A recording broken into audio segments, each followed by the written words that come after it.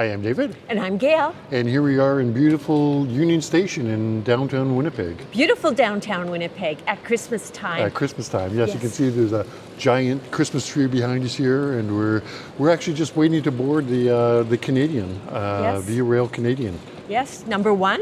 It's the train that goes from Toronto to Vancouver, and this is about the midway mark. And every year we go to Vancouver to visit family, and this is a highlight of the year. The Via Rail Canadian is one of the world's epic train trips. Between Toronto and Vancouver covers 4,466 kilometers over a 5-day trip. Today we're taking the Canadian from our hometown Winnipeg to Vancouver. Still a pretty epic journey at 2,496 kilometers over 2.5 days. Starting from Winnipeg's Union Station, we'll be making brief stopovers at Saskatoon and Edmonton. We'll do some shopping in Jasper, we'll wind our way through the Rocky Mountains before arriving at the Pacific Central Station in downtown Vancouver.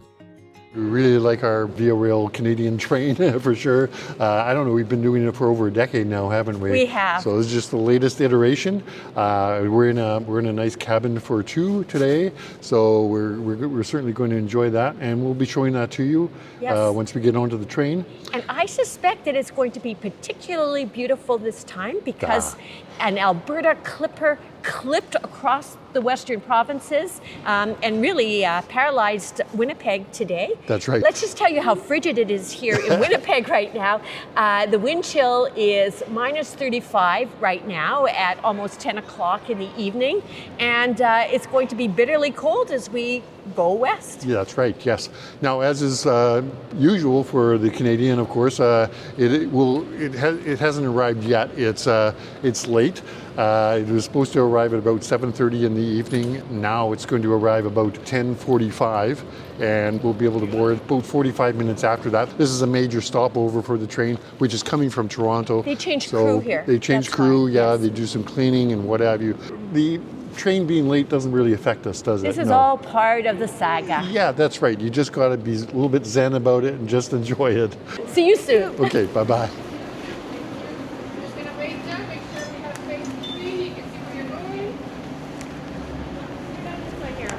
Car 12 as well. Beautiful. Thank you. All right.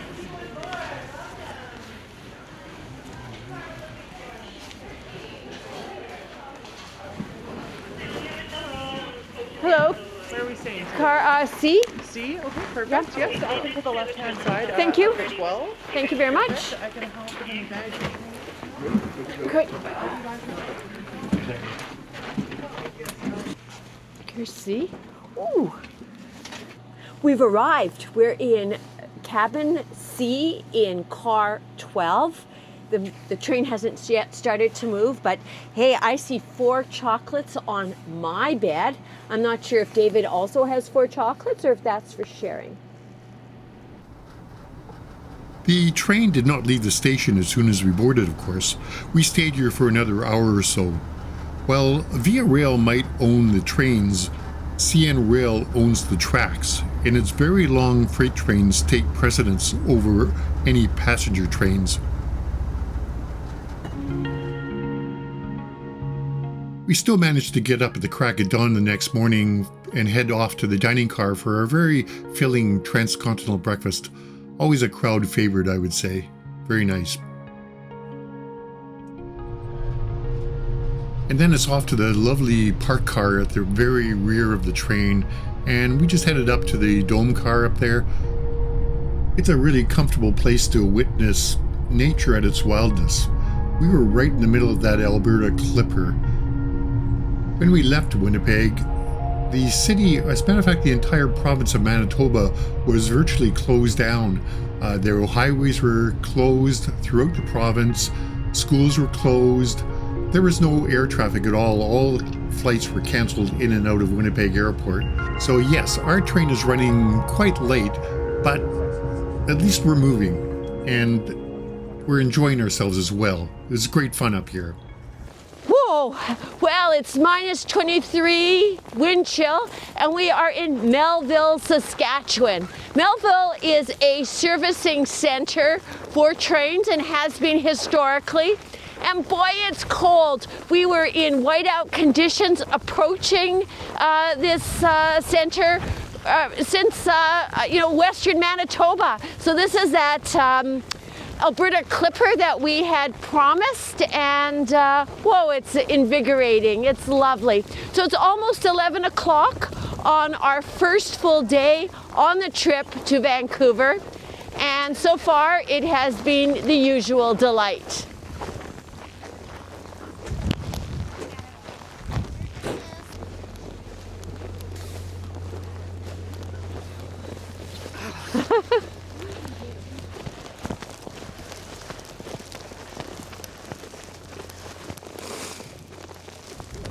It was just an 8-minute stop, but not short enough to freeze, so back inside. Okay, it was lovely. It really was. Thank you, Eric. Time to warm up with a nice hot lunch. Gail's having a vegetarian chili. She liked it quite a bit. I'm having a pastrami sandwich, also quite nice, with a nice potato salad with it. We both finished off with a very nice apple crumble with vanilla ice cream on top.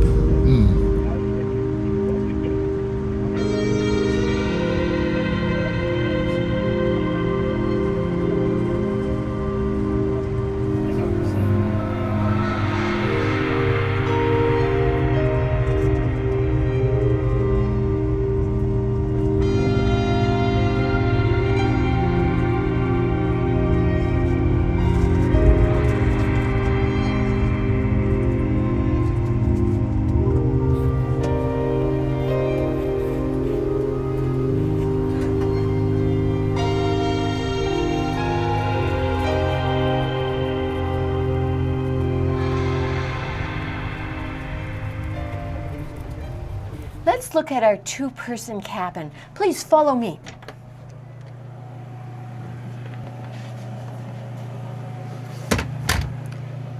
So when you first walk into one of these units, the first thing you encounter is a closet. And there are hangers that are provided. And we have here 3 jackets that are comfortably accommodated. Underneath there's some room for our boots, which become snowy in these conditions. Above there is a safe. It's empty right now, just so you know, and a ventilation dial, and you can swivel it, but right now it's pretty comfortable, so I'm not going to touch it. Still at the entrance, there are more features for your comfort and for your clothing. So in addition to the ventilation control, we have a fan, and there is a toggle nearby which you can turn on and off, so you can control your cabin comfort.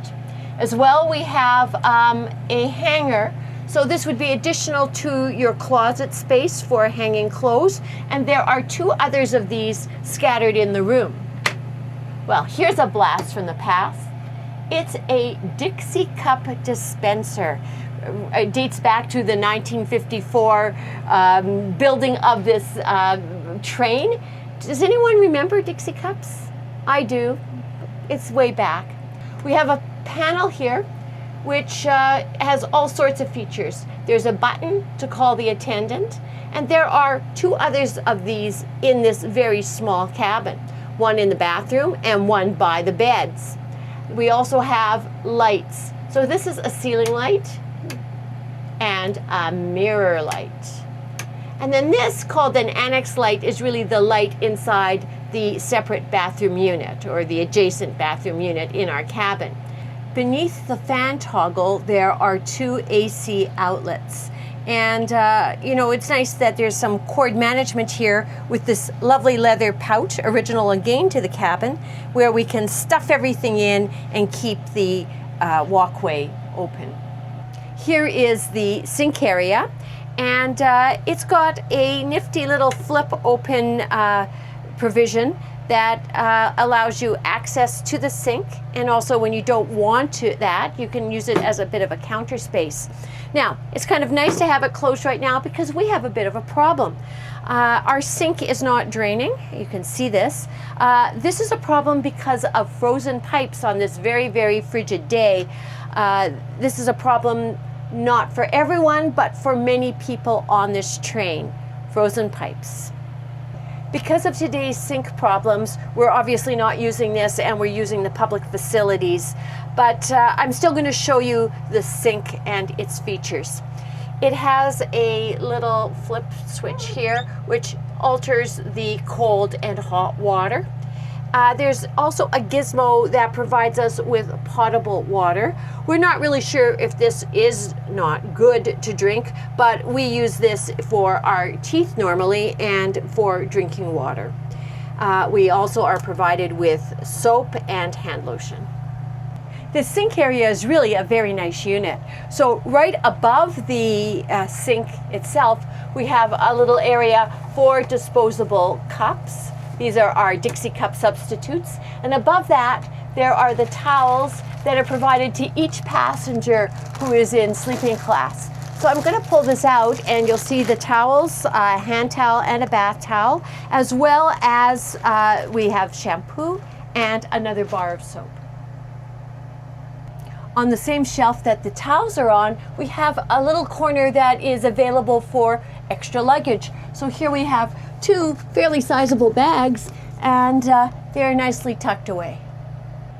While I'm here at this end of the compartment, I'm just going to swing around and show you another wall. Well, here's our beautiful picture window. There is, though, a blind that can be pulled down if you want privacy or just not the brightness or the beauty that is outside.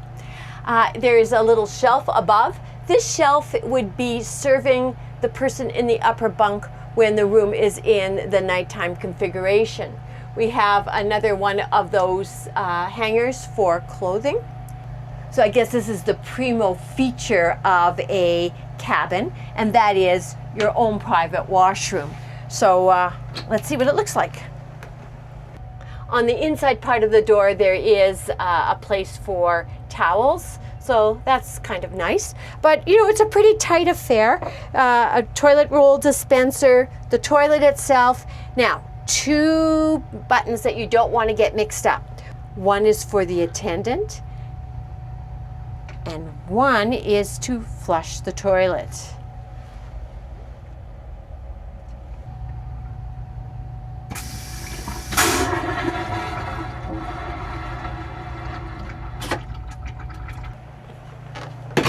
The room right now is, of course, in its daytime configuration. And that means that we have two very comfortable armchairs available to us in the privacy of our own room. What's nice about these is not only are they comfortable, but they are not attached to the floor. So that allows for some options for how you set them up. I'll call this the status quo positioning. This is how the chairs are set out by the attendant every day. We'll call this the conversational grouping. It could be a games grouping, but we don't have the benefit of a table. And this we'll call the window view setting. Next to the chairs in their traditional format, we have a generous gap, which can be used for any number of things. Here we have it as storage for our bags and some clothing. So there you have it, the Via Canadian's two-person cabin in a nutshell. There's a very nice shower in each sleeping car. Unfortunately, of course, the cold weather took its toll on this as well, and our shower was not functional.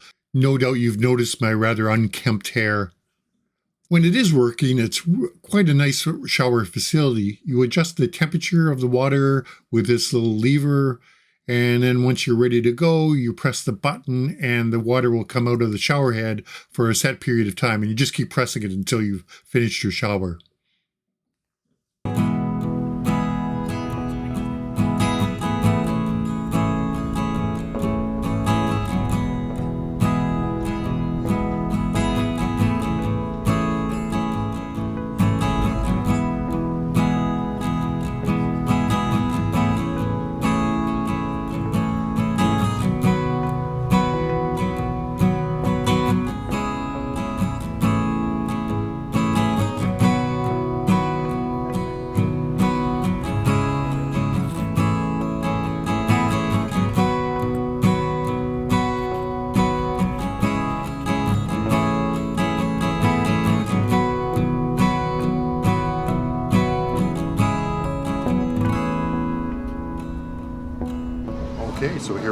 the end of day one.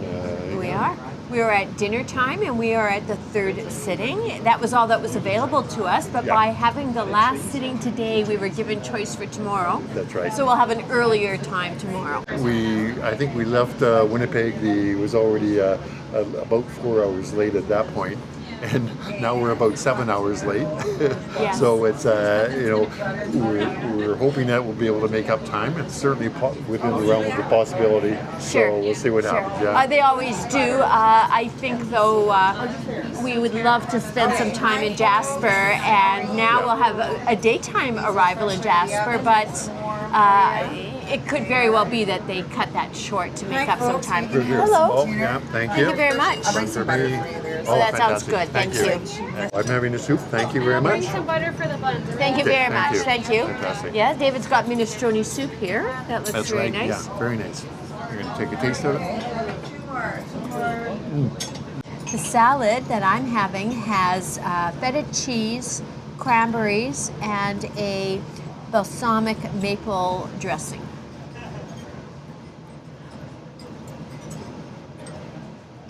So, yeah, what are you having? Well, my selection was the pickerel in a butter sauce, Wow. served with basmati rice and some veggies. Sounds good. Yeah. And you, David?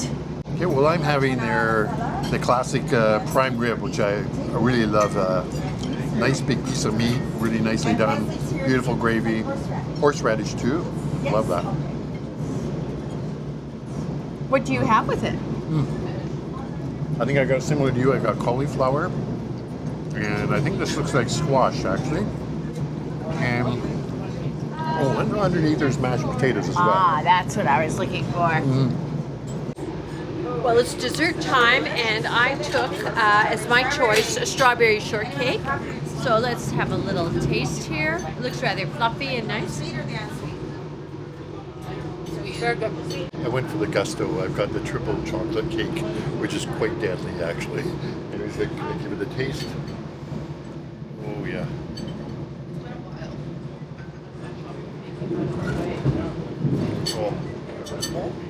Oh, super rich. Now, you might notice that we're sort of bopping around, like our China's rattling like crazy, we're bopping around. And that's because, well, we might be about 7 hours behind schedule, but they're definitely trying to make up time. We're barreling along at around 125, 130 kilometers an hour on a pretty steady basis right now as we're having dinner. So hopefully they can keep this up. Yes. But yeah, we're moving right now. I think just the fact that we're going across two time changes indicates just exactly how long this trip is. Actually, it's like we're covering a mammoth amount of distance, and it really is quite an adventure, really. I would say. And a technical feat, I think. Yeah. Anyways, we're pretty tuckered out. We had a very short night last night, and so we're probably going to head back to our suite and hit the sack, really. That's right. We have another day, and whoa! We have another day, and we'll see what happens tomorrow. For sure. See you then. Right. Well, welcome to the nighttime configuration of our cabin for two on the Via Canadian. It's a pretty tight type of arrangement, but a very comfortable one. And this was done up for us when we were out of the room late in the afternoon. So here I'm going to go to my bed and show you what it's like for someone who's 5'5.5", and I'd say fairly comfortable. So here I am in the lower berth, which has the same dimensions as the upper berth, by the way. So let me just show you 5'5.5", and I can stretch out very nicely. Oops, I'd better not crush my chocolate. Each of us has a chocolate on our pillow, courtesy of our attendant. Features in this area include a reading lamp that you can turn on, a little place to leave maybe your glasses, as well as a pouch that can have odds and ends when you're sleeping overnight. The bed linens are really quite fine. We have 2 pillows each, and they are of a nice quality as well. Very attractive, very warm as well. Okay, as per the usual, I've got the upper bunk, and there is a fairly substantial if a bit narrow wooden ladder that leads up to the second floor, up to the upper bunk anyways. So I'm going to take that up. Pretty easy to manage, really. There we go. And I'm up. There we go. Okay, so you can see I'm up here now. You can see I've got quite good headroom up here. And I'm sitting pretty much upright. If I was going to read a book or do something like that, then I'd be pretty comfortable up here doing that. The width-wise, it's quite a good width for the bed up here. I do have some protective netting over here as well that will keep me in place, keeping me from falling out of the upper bunk, and it's pretty secure actually. And yeah, let me just stretch out here just to show you what it's like. I think we got lots of room. There we are. Again, the same fluffy pillows that Gail had. Really nice pillows actually. And yeah, so I'm fully stretched out, and yeah, it easily accommodates my 6 foot length. You know, if I was 6'2", I think I'd still be pretty comfortable up here, fully stretched out. Now, in terms of other things that we come with this space, it's just like what Gail had. We got the little light here as well with 2 levels. We got the leather pouch here to store stuff. And there's even an attendant button right over here should things go wrong.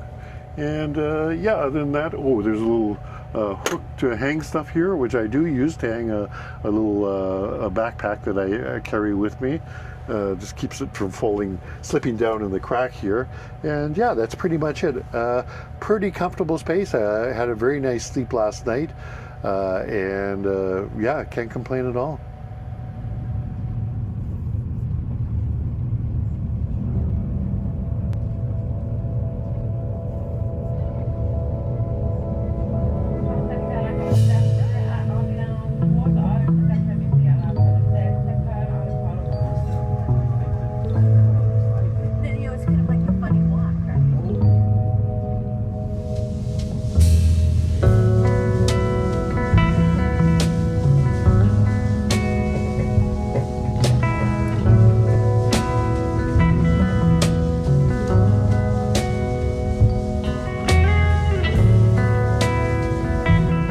Welcome to breakfast on day 2.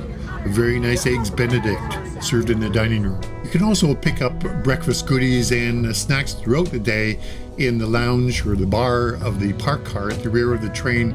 There's always something on offer. Very good choice of items. Just beyond the bar area is the very pleasant Bullet Lounge. And here there's a coffee station with not just coffee, there are a choice of teas as well, hot chocolate as well that you can make yourself right here, and this is always available throughout the day. You can also pick up breakfast items and snacks here in the Skyline car. There's a coffee station again. There's also a listing of activities that will take place that day, both in the Skyline car and throughout the train. Now the Skyline car has another lounge area that is a little less formal than the park car, and it also has its own dome seating area. Very pleasant place actually, seems more airy in some respects than the park car. It does have a couple of places with tables on it. A lot of the activities will take place in this dome of the Skyline car as well.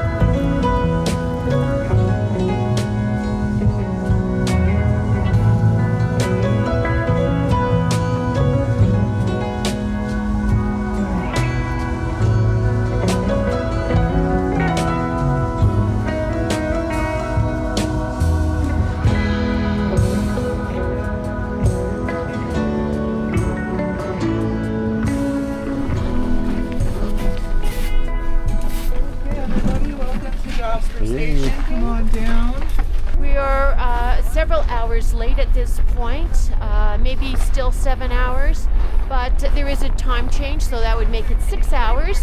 And we are in Jasper. Normally we get here at around 6 a.m. when it's dark and only a couple of coffee shops are open, but it is 10 to 3 right now in the afternoon, the Saturday before Christmas. And so, wow, we have got a splendid time ahead of us. We will have to shop though with lightning speed, so no time to talk.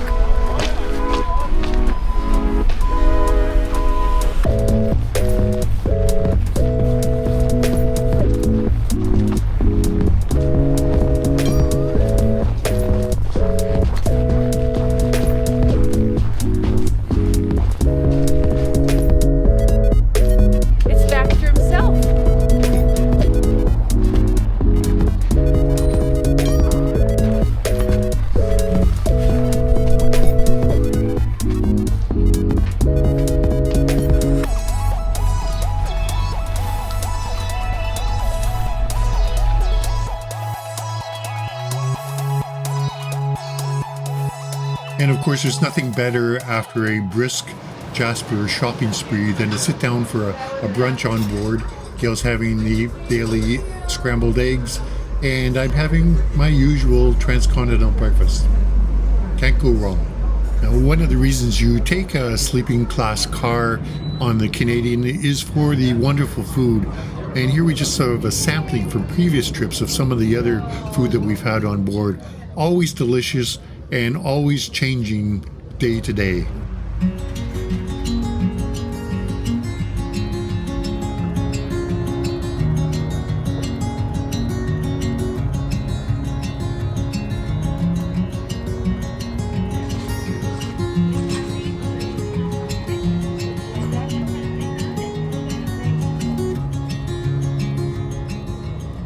So is the cabin for two the best option for a couple?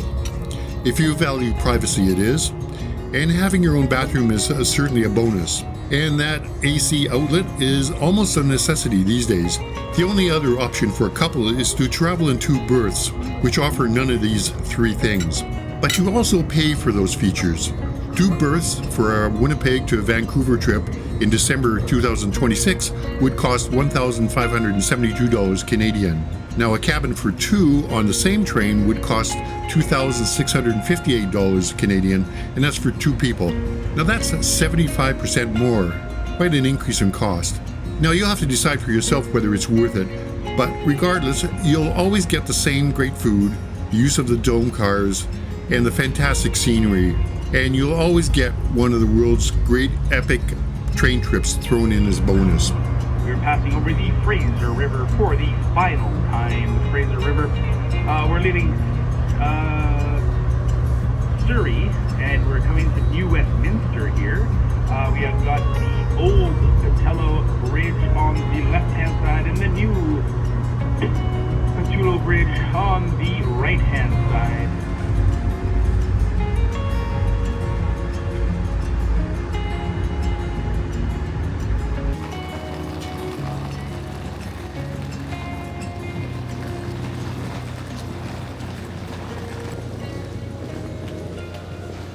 Welcome to Vancouver. We're just inside the Pacific Central Station, and right downtown for sure.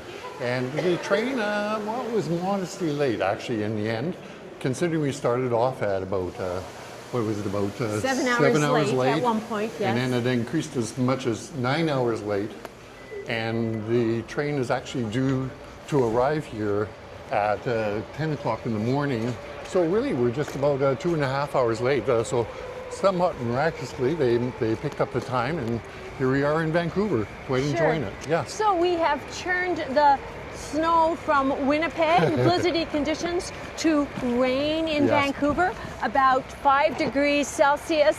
Feels like 1, they say, and we're quite happy. yeah, we're going to enjoy it while we're here. So in the meantime, we hope you enjoyed our little journey on the VRL Canadian, and if you did, please subscribe if you haven't already. Give us a thumbs up, please, And comment. We love to hear from you. Yeah, for sure. And we know you will about riding the Be a Real Canadian. There's lots of interest in it, and we just love to hear what your experiences are. It is a Canadian. passion subject, yes. For sure. Okay, until next adventure, this is Gail And David. saying goodbye. Bye-bye.